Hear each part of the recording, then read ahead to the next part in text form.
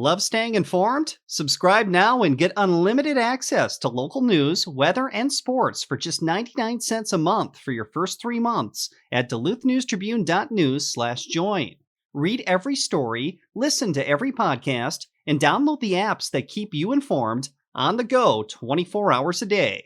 So head to duluthnewstribune.news/join right now to subscribe. What are you waiting for? You'll get 3 months of local news for just 99 cents a month at duluthnewstribune.news/join. Hello, Northlanders. It's Wednesday, February 22nd. I'm Dan Williamson with your Duluth News Tribune Minutes, presented by Minnesota Power Employees Credit Union. The average MPECU member saves over $785 a year in better rates and lower fees. And with MPECU, every ATM is your ATM. With their free checking program, you get ATM fee reimbursements at any ATM anywhere in the U.S. Check out Minnesota Power Employees Credit Union services online at mpecu.com or visit their offices in downtown Duluth, Arrowhead Road, or Miller Trunk Highway.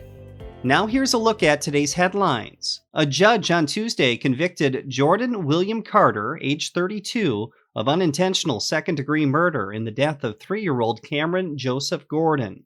The verdict, announced by Judge Teresa Neo in a crowded Duluth courtroom, comes after a lengthy legal process that culminated in a 2-week bench trial last month. Cameron was in Carter's care when the defendant found him unresponsive September 4, 2020. He had to be rushed to a Duluth hospital and was later flown to the Twin Cities, where he was removed from life supports 2 days later. Carter told police that the child had fallen down the stairs the previous day and later vomited on 2 occasions, but appeared to be getting back to normal before he suddenly went down and could not be awoken.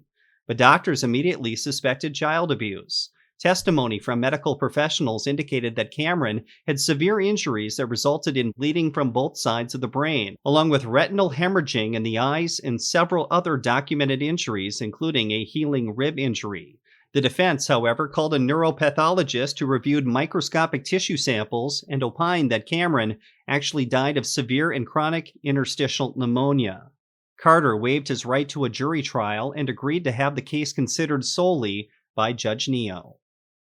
Most snare traps will be banned from northeastern Minnesota to prevent accidental taking of the endangered and federally protected Canada lynx following a federal judge's order on Tuesday.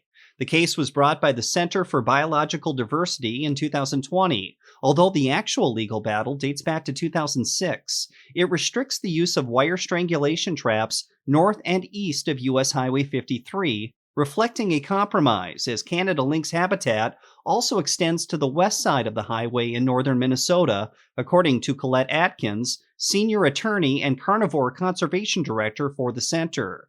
Since 2008, at least 9 Canada lynx have undisputedly been killed by traps in northern Minnesota.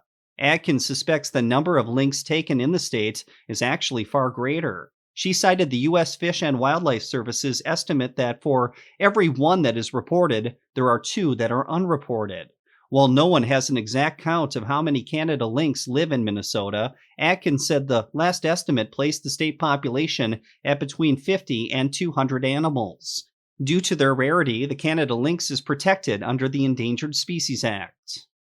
Proctor Hermantown will help kick off the state girls hockey tournament today in St. Paul. The Mirage are seeded second and are scheduled to take on unseeded Mankato East at 11 a.m. at the XL Energy Center in a Class A quarterfinal. The Mirage are 19-6-2, while the Cougars are 20-6. The winner will advance to play Friday in the first semifinal at 11 a.m. The Mirage are bidding for a 3rd consecutive trip to the Class A championship game. They, of course, won it all back in 2021. They earned their spot in this year's state tournament after defeating Duluth Marshall 5-4 last Wednesday in the Section 7A title game.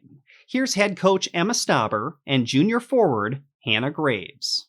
We have a ton of returners from last season. The majority of our team, we only lost 4 seniors last year, so we do have that experience with us. You know, we're going to use our experience and hopefully continue to play with confidence. It feels good every year. You know, there's new sets of girls, some leaving, new coming in, so there's always a new good feeling every single year when we're able to make it. Best of luck to them. In college hockey, it's going to be a busy weekend for both Bulldog teams. Here's sports reporter Matt Wellens with more. It's playoff time, at least for the UMD women. They host St. Cloud State in a best-of-3 WCHA quarterfinal series Friday through Sunday at Amsoil Arena. Game 1 is set for 3 p.m. on Friday. Game 2 is at 5 p.m. Saturday. And, if necessary, we'll play a 3 p.m. game on Sunday. Again, all of those are at Amsoil Arena. The UMD women finished 4th in the WCHA during the regular season, following a 6-0 and 5-0 win last weekend at Bemidji State to sweep that series. Emma Soderberg became the Bulldogs' all-time leader in shutouts last Friday, with the 21st of her career. Her 10 shutouts this season are tied for the team record in a single season. The UMD women have 12 total as a team, which is tied for most shutouts in a season for the Bulldogs. Gabby Hughes had a goal and 5 assists in the series to lead all the Bulldogs in scoring. She now sits 3rd all-time in assists at 132 and 5th all-time in career points at 212. Hughes was also named one of 5 finalists for the Hockey Humanitarian Award last week. It's the second season in a row Hughes is among the 5 finalists. She is a co-founder of Sophie Squad, which raises awareness for mental health issues facing young athletes. That award will be presented during the men's Frozen Four in Tampa in April. In addition to the women, the Bulldogs men are also back home this week. They host Miami at 7 p.m. Friday and 8:30 p.m. Saturday at Amsoil Arena. It's the men's final regular season home series of the season. They sit 5th in the NCHC and are still alive for a possible home ice quarterfinal series once the NCHC postseason gets underway. Though the Bulldogs are going to need some help. They currently sit 10 points back of 4th place St. Cloud State. The men, they're coming off a split at league-leading Denver that included a 6-2 loss on Friday, where the third period just got away from UMD. But the Bulldogs rebounded for a pretty exciting 6-5 victory on Saturday in Denver. They scored 3 goals in the second period before surviving a Denver surge early in the third.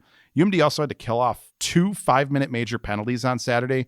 They gave up just the 1 goal during those majors while picking up 3 power play goals on 4 chances themselves Saturday. That was a big reason for the win. Ben Steeves, he had 2 goals on Saturday. Isaac Howard had 3 assists, and Wyatt Kaiser finished with a goal and 3 assists in the victory over the Pioneers.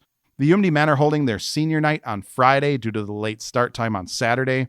It's going to be a crazy weekend at Amsoil Arena. On Saturday alone, the rink is hosting 2 Section 7 AA semifinals at 11 a.m. and 1 p.m. That's prior to the women's game, then at 5, and the men are scheduled as of now to start at 8:30 p.m.